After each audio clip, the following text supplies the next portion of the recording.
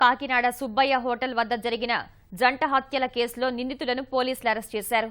ఈ నెల 2న తెల్లవారుజామున సుబ్బయ్య హోటల్ వద్ద బాలగంగాధర్ తిలక్, రామస్వామి అనే ఇద్దరు వ్యక్తులు దారుణ హత్యకు గురయ్యారు. గతంలోని వివాదాలు, చిన్నపాటి ఘర్షణ హత్యకు దారితీసినట్లు పోలీసులు తెలిపారు.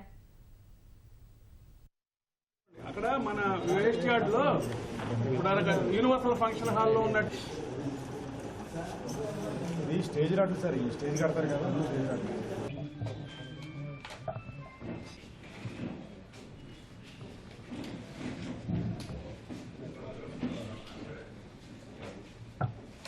సార్. ఒక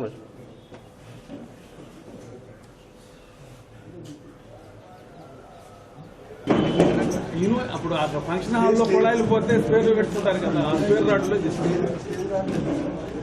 కుళాయి పైప్ రాడ్, ఇది డంపింగ్ యార్డ్. ఇది పక్కన మెట్లకి అశోక్కి బాలకి కూడా అంతకుముందు ఏం గొడవలు ఎస్టాబ్లిష్ కాలేదు. అది కూడా లేదు, ఇబ్బంది పెట్టడం అనేది అదేం లేదు, ఇన్వెస్టిగేషన్లో అదేం లేదు. మామూలు